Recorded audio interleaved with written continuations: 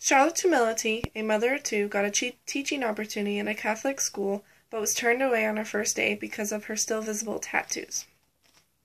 She has many tattoos placed on her body and a few piercings on her face, but she told the school she would remove the piercings.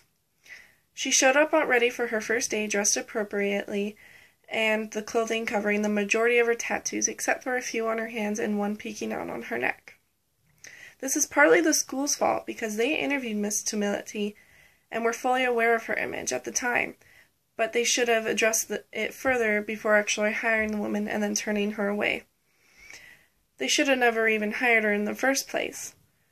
The school never told her she couldn't work there, though. They just wanted her to cover up the rest of her tattoos. They suggested that she cover the tattoos on her hands and her neck with bandages, but she said she would look ridiculous. Honestly, if she wanted this job, she would bandage up the tattoos, not caring if she looked ridiculous or not. In the world we live in today, more and more people are getting tattoos and piercings, and it makes it slightly more difficult to get a good job, though, in professional places like a Catholic school. Typically, it's distracting and unprofessional. If Miss Tumilty wanted to be a teacher, she should have thought about that seriously before getting all these tattoos and piercings. Would you have a problem with a woman covered in tattoos teaching and influencing your child? Metro.co.uk has a voting poll on the website asking, should teachers cover up their tattoos while at work? It seems as if parents don't have a big problem with tattoos these days, because 38% said yes, while yes, they did have a problem, while 62% said no. I would have thought more would have said yes, but to me it depends on what the workplace is.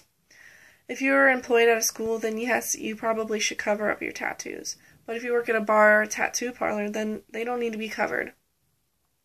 Some people commented on the subject on the dailymail.co.uk.com.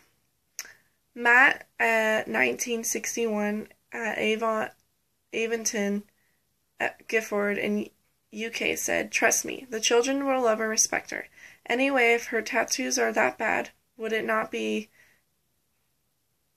a good way of putting children off getting tattoos? When I was a child, I would have traded all my teachers for just one Miss Tumilty." 7 people agreed with this post, while 23 did not, though. Sunscreen from Leeds, UK, pointed out, she wanted the tattoos and piercings, so tough.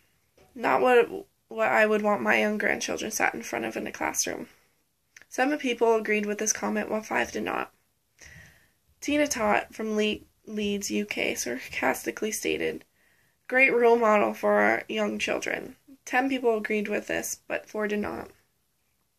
The school is not discriminating against Miss Tumilty, but they really should have addressed her inkings further before during the interview.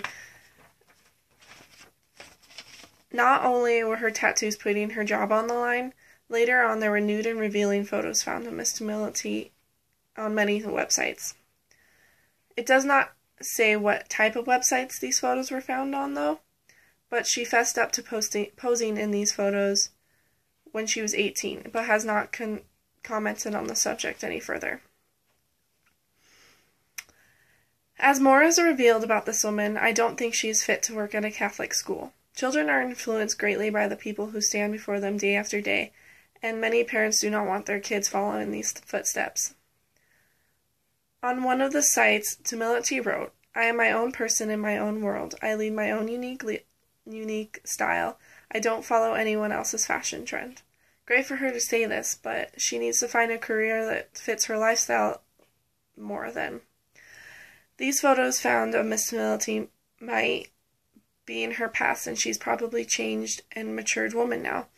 But besides the point, she did agree to take these photos, and they are all over the internet now, and they will be there forever. That being said, for any job she tries to apply for, if the boss finds these photos, it could hurt her chances.